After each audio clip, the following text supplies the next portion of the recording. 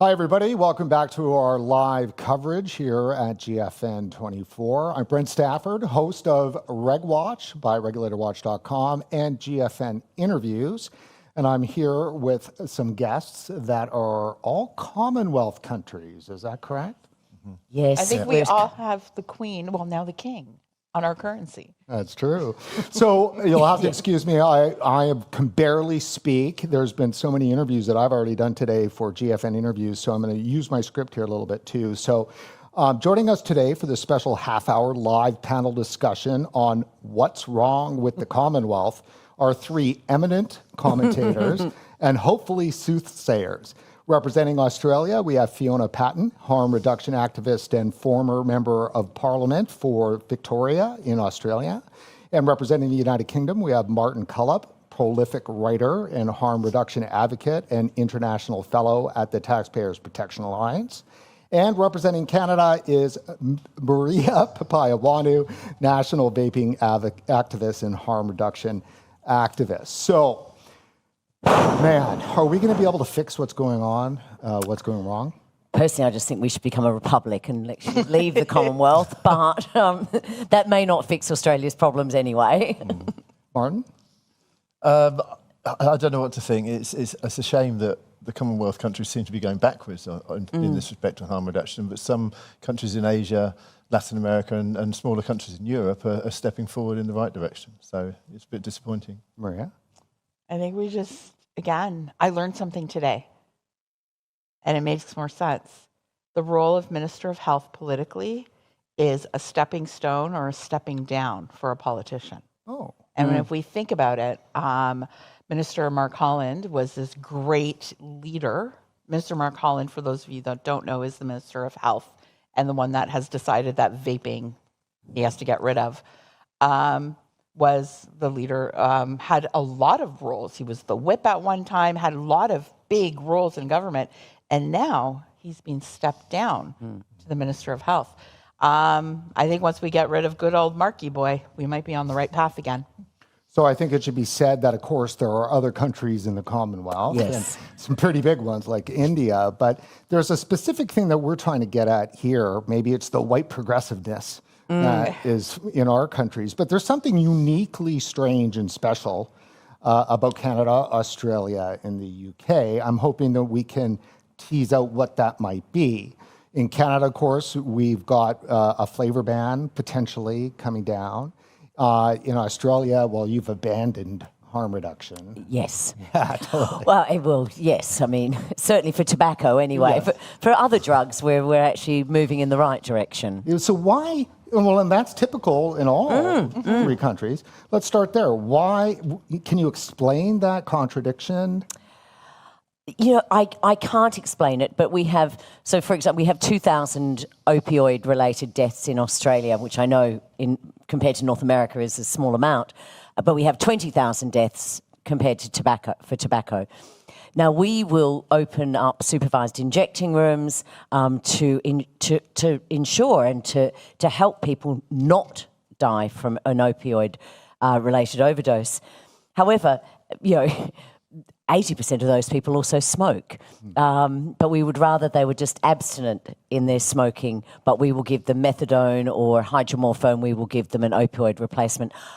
I think it's a moral issue. I think there's some issue that people who use other drugs can't help themselves, where people who use tobacco just should know better. Martin, let me just first add that, you know, for the longest time, the UK was really seen as the bastion of common sense and leadership when it came to vaping and safer nicotine products. But that's not the case anymore, is it? Well, yeah, I mean, every year we come here, poor old Fiona has to apologise for Australia. Right. So, but this year I've got to come and apologise for the way the UK is acting at the moment, which Well, is... it's only because you listen to bloody Australia. Well, that's one aspect, yeah. There was, I was going to say, you know, that the government we've got, I think, is fairly weak, and that's just not the governing party. All of the parties seem to be weak on this. The media last year, almost there was a firing gun started, and from the 1st of January 2023, we had an avalanche of bad media about harm reduction. There was one day in about March when it was getting to a real peak, and the Daily Mail had 3 anti-vaping articles on the same day. It was amazing. The Times has gone massively anti-vaping. The Guardian always really has been. All of the tabloids, everyone seemed to be attacking vaping, and it all because there was an uptick in youth vaping, but this media was incessant, and I think we've got such weak people in our parliament now that they caved, they collapsed to all this pressure.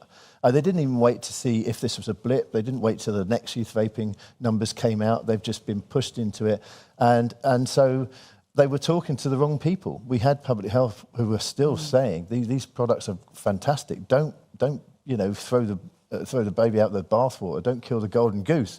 But they're not listening to them. I don't know who they're listening to. But for example, we had a proposal in the budget in March that the Chancellor said he's going to bring in. This year, he's going to bring in vape duty, a duty on vapes, and it's a massive amount of money. It doubles the cost of a 10ml bottle of, more than doubles a 10ml bottle of liquid. And when you look at the documents behind it, it's quite clear that has been nowhere near anyone with public health experience. They haven't been talking to the right people. And I seem to think that they are talking to the wrong people. They seem superficially to think the Australian experience is a good one. They think that sounds feasible, prescription only, that's how to keep it out of the hands of kids. And so they're talking to those people rather than talking to the public health who would like to talk to them but aren't getting access.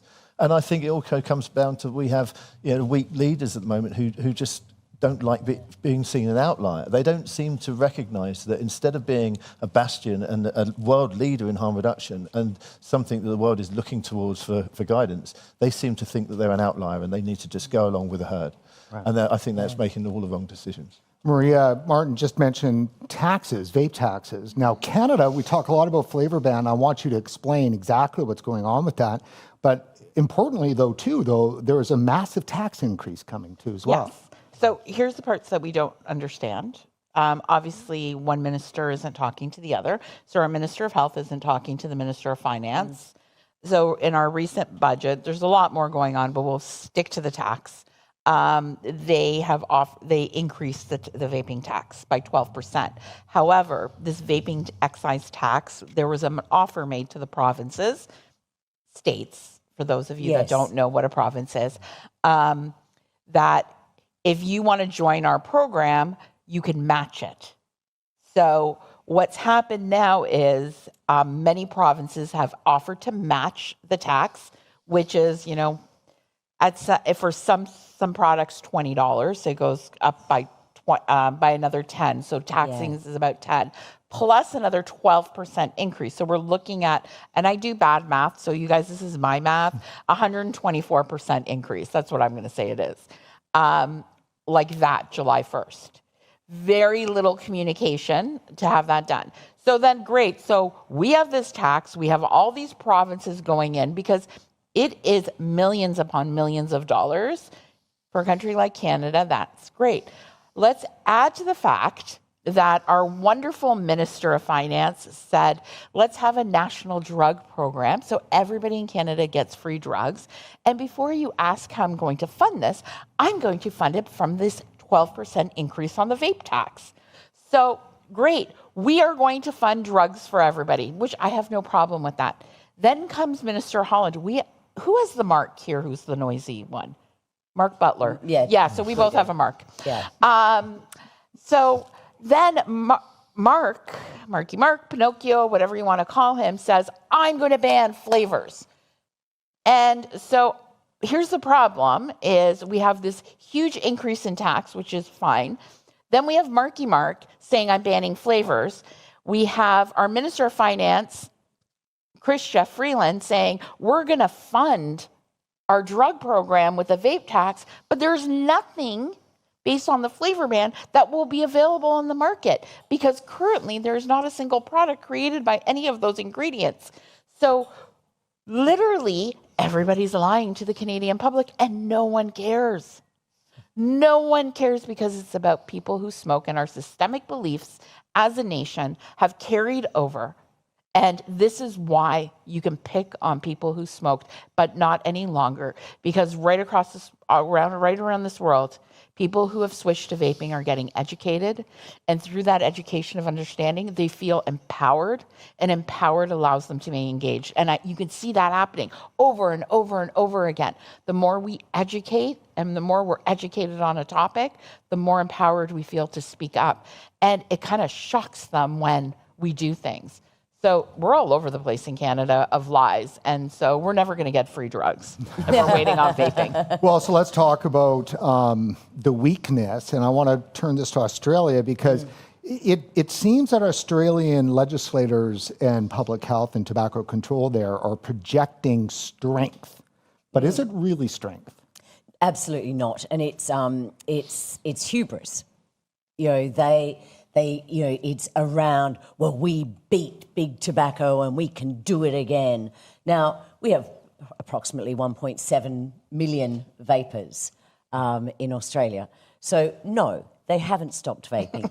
I mean, certainly they don't tax it because the motorcycle gangs sell the vapes. It's criminal organisations that sell vapes. So they have completely lost it. But they don't particularly care. They don't particularly care. They can tell the mothers at school pickup that they're doing what they can to protect the children. Meanwhile, they're not caring about our Indigenous population that has 40% smoking rates. They're not caring about the low socioeconomic people in the outer suburbs who have got 30% smoking rates and cannot afford the $50 a packet it costs for tobacco. But they don't pay that because they buy the illegal tobacco from the crime gangs and the biker gangs for $10 a packet. So they're losing tax. They have left this large growing market to criminal syndicates, but they're being tough on big tobacco, with the one exception that we have two legal products in Australia that you can, if you happen to have a prescription, if you can happen to find a doctor, afford the $80 it costs to see the doctor to get a nicotine prescription, and then find a chemist that will sell it to you. It's a Philip Morris product. So the actual only product is a big tobacco product. Right. So is the hatred of big tobacco the thing that joins, all of us together in the Commonwealth? Yeah, maybe. I don't think they hate big tobacco. Here's my theory. Okay. I think they like big tobacco because they're an easy, controllable enemy. Big tobacco, first of all, who's scarier? A CEO from a tobacco company or the CEO of a biker gang? So our Minister of Health, Marky Mark, said, I will find you in any dark corner and I will get those tobacco company guys. Dude, you're not doing this with the Vietnamese mafia that's going to be selling fentanyl-laced vapes. I'm going to get in so in trouble by the Vietnamese mafia one day. I don't even know if one exists. But he's not going to go after gangs, and that's the same thing. Yeah. They love big tobacco. They love the money that they get from them through the taxation. And then they also love the fact is that they're easy to control, they're easy to manipulate, and they back down. What tobacco company stands up against the government? Very rarely. Yet, though, big tobacco is the foil for the minions. Yeah. I think it's a very convenient whipping boy. Yeah. And I think you're probably quite correct. But no one disagrees with a minister who uses big tobacco in their sentence. If they say big tobacco, every mom and dad goes, oh, everybody says, oh, yeah, well, they're terrible. Remember them. Yeah. God. But they would say the same about the mafia or a biker gang, but they won't use those words. They're going to use big tobacco because they're a legal thing that they can regulate. What's scary about a regulated industry? I don't think in the UK it's a fear of big tobacco. I mean, I think it's just a fear of youth vaping. They've massively overemphasised the problem. And now they've created almost in their own minds this hysteria, which they're now acting on in the wrong way. I mean, the good thing compared with Australia especially is we're still going to have vaping products in the UK. So we're still much better off than many countries in the world. It's just the offering will be a bit degraded. You know, we'll have a very big tax on the liquids, which will catapult us from the least in Europe to the highest in Europe. I think it's right to say, and that doesn't really help things, because they're talking about having this generational age ban on cigarette sales, but at the same time they're massively raising the cost of the alternatives. So it's not very much joined up thinking. They're not thinking it all through. And I said they did a consultation, and many public health organisations were saying, please don't get rid of flavours, please don't tax these products too highly, and they've done that already. But it looks like they're going to have. We're in an election at the moment, so but all three parties have got the same manifestos on this. They all want to bring back the bill and go through with it. So they're going to probably bring in plain packaging. They're going to restrict flavours. All the things public health have said, please don't do. But they're not talking to public health. They're talking. They're just talking based on the pressure they're under from the public. You know, and I think it's interesting when I think of the Commonwealth countries. So when we first started seeing the bans on nicotine products in Australia, we were pointing to Canada, we were pointing to the UK, we were pointing to New Zealand, going, look at what our brothers and sisters are doing in the Commonwealth. And instead, they were pointing to China, Indonesia, India. Okay, India is part of the Commonwealth, where there were these bans, and it's like, since when do we want to be China? Like, you know, wouldn't we? You know, I mean, we always want to beat New Zealand in everything, and you know, and now we're losing against them miserably. Well, you are winning. You got higher smoking rates. Yeah, well, that's actually, when you put it that way, Maria, maybe that's our end. So you're game, getting more tobacco tax. We are winning, and we're getting more. I mean, we still get $2.4 billion in tax. Yeah. You know, Fiona, you mentioned in a previous interview with me that you felt that tobacco control, in and of itself, has become possessed with their own self-worth. That's right. And it certainly is that. And I think Australia in particular, you know, we won the war on plain packaging. You know, we got plain packaging.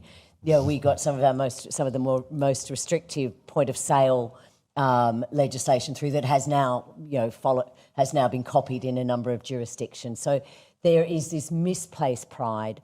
There is this hubris amongst our tobacco control people in Australia, and certainly the government that is in today, the Labor government, they initiated some of those measures. Right. So they feel like they've, you know, that this is just continuing the good work that they did. I mean, when you look at the party that is supposed to be for the working man, this is one of the worst things that they can be doing for workers. So tobacco control is venerated in Canada, the UK, and Australia. That's right. Is that what we have in common? Is that what we have in common? Well, ours just one-upped you. We have cigarette warnings on every cigarette now. It's true, actually. We've won up, like, because we've got a competitive guy there. His name's Rob Cunningham with the Cancer Society, who also praises New Zealand on being under 5. Yet he ignores the fact of how that happened. But we now can, when you're smoking a cigarette, you'll know that it will cause impotence. There's also in Canada that's often not discussed. And Martin, we talked about it during our COP10 coverage. What's that group again? The global GFTC.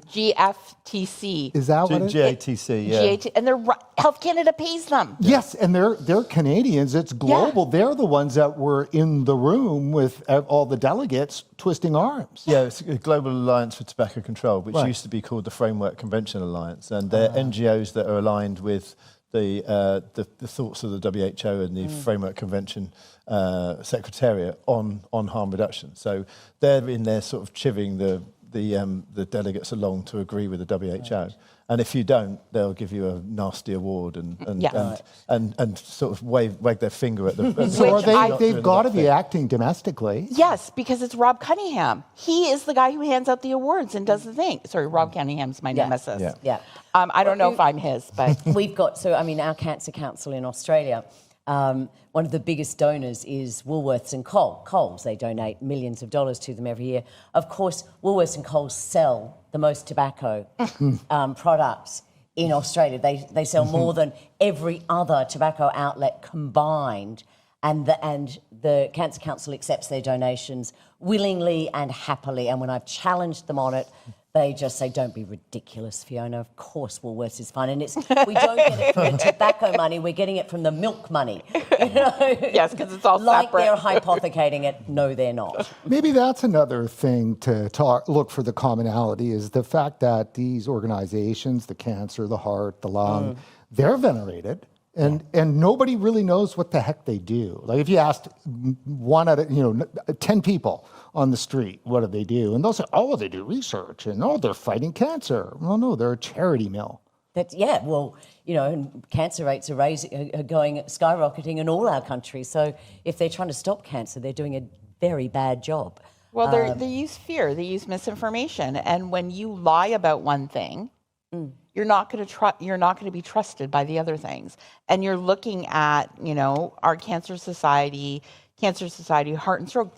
They're misrepresenting the data. They're cherry picking, and the very people who they're trying to stop, again, the youth, they're a lot smarter. They can actually go and fact check you a lot quicker than a 65-year-old who smokes. Yeah.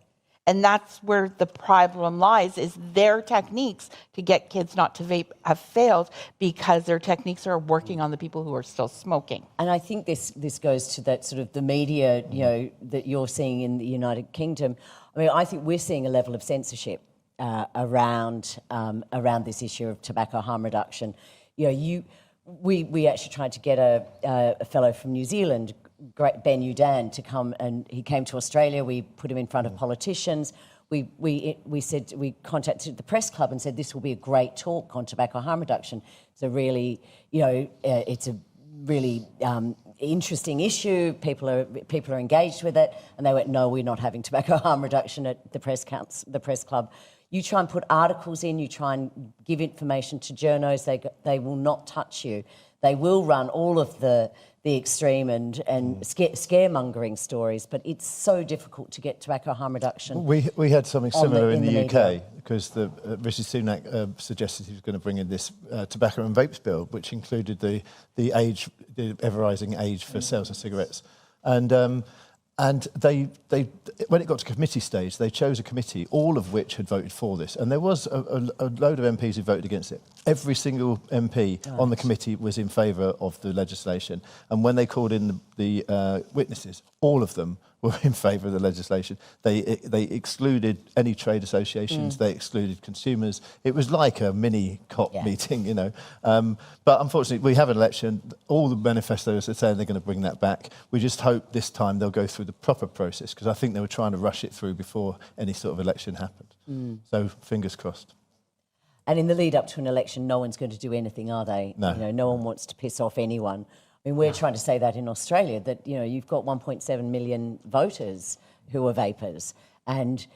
But given that they're so stigmatised, there's no regulated market, it is so difficult to engage them and organise them in a way that we've probably found easier with even cannabis consumers. Oh my goodness, we cannabis. need to get the United States to groups there, or at least external money there to fund and run on commercial television public service ads that talk about the benefits of vaping, because we can't do that in Canada. We can't do that in the UK. We can't do that in Australia.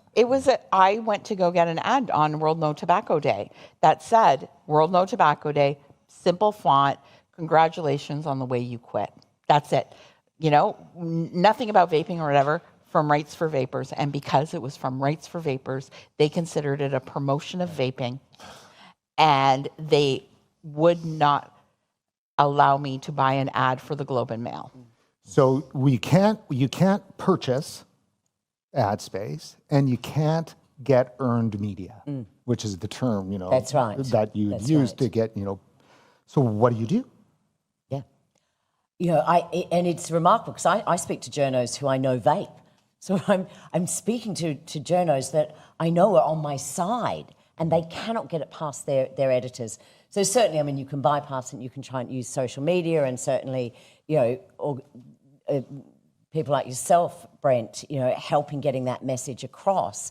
But when you don't even have a regulated outlet, so we were in the consumer group, we were talking about how can we get the manufacturers and the retailers to get further engaged in this program. In Australia, we don't have legal retailers, so we can't engage those. But in the UK and Canada, it's probably really important that we start engaging. But you're technically not allowed to really promote vaping inside of vape store. You cannot, you cannot promote vaping inside a vape store, so you can't do any relative risk statements unless you have the full study there that you offer them. And wait a second, this is the part that I love. Guys, I might be off with my numbers, but it's just as dramatic. So if you tell someone that vaping is safer than smoking to sell them that product and you don't hand over the science, that is a $50,000 fine I'll say plus 18 months in a federal penitentiary. Now, say you sold that product based on telling that to someone under the age of 18. So we're going to add on something else. That's only a mere $3,000. So we have a youth epidemic in our country. However, you sell to a kid, it's $3,000. Yeah, tell that same kid that it's safer than smoking without giving them the study. Whoa, you're in prison for 18 months. At a federal one, this is where mastermind criminals and murderers go. Like, can you imagine in the slop line? What are you here for? Well, I murdered this. Oh, this is where I was going to swear, but I'm not going to. So, I murdered my ex-husband because he was this and that. And how about you? Oh, well, I told someone vaping was safer than smoking. Think about the optics. Yeah.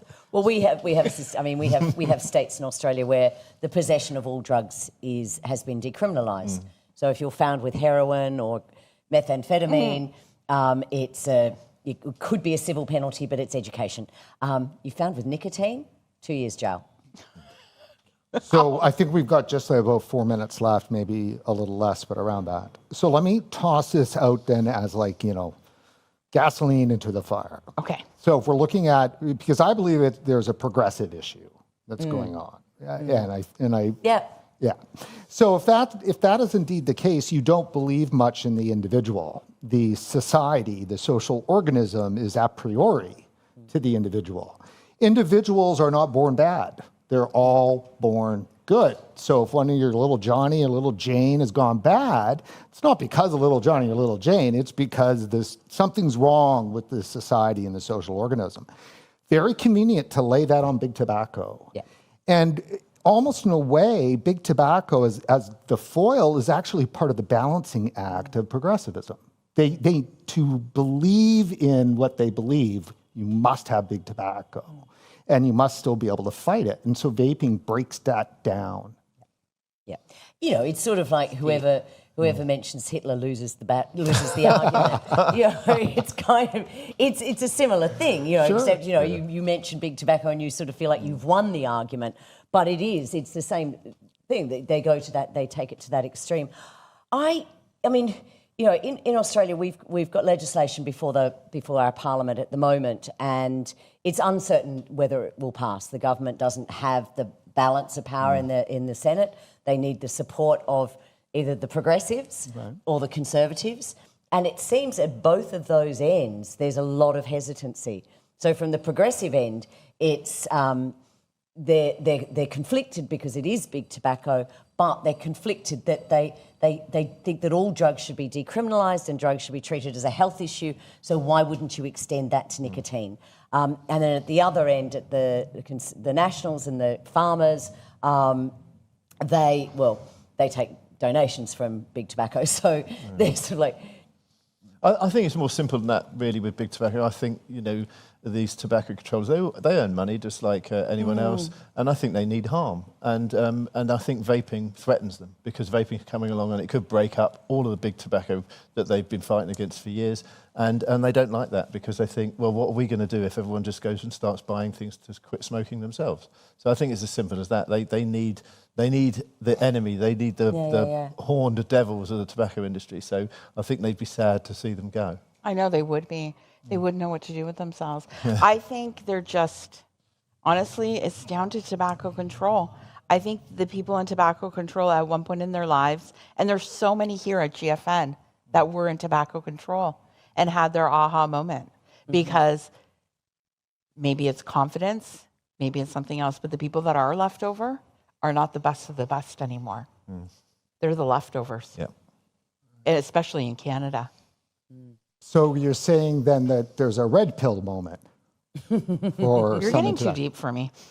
Yeah, well, take the red or take the blue, right? So the ones that are left are the ones that chose the blue. I think, I've always said, I think there are two ways of looking at people who are in public health. You have the ones in public health who really care about people, and you're the ones who are in it only in it for the money. And I think what we're seeing in public health is a split between the ones who recognise the potential of this, and even if it does cost them money or lose them grants or whatever, they really want to stop people smoking. And you have the others who are thinking, if these things go ahead, I'm going to be out of a job. So you've got a split along those lines, I think, in public health. Well, it's great. Well, thank you very much Thank you. for elucidating on that whole thing, or maybe hallucinating. Yeah. And thank you, everybody, for tuning in. And I don't even know what's next. So there you go. Cliff Douglas is getting some kind of Cliff award. Douglas Douglas and the is Mike providing Russell the oration. Mike Russell oration. Yes. Sounds great. Well, thank you very much for joining us.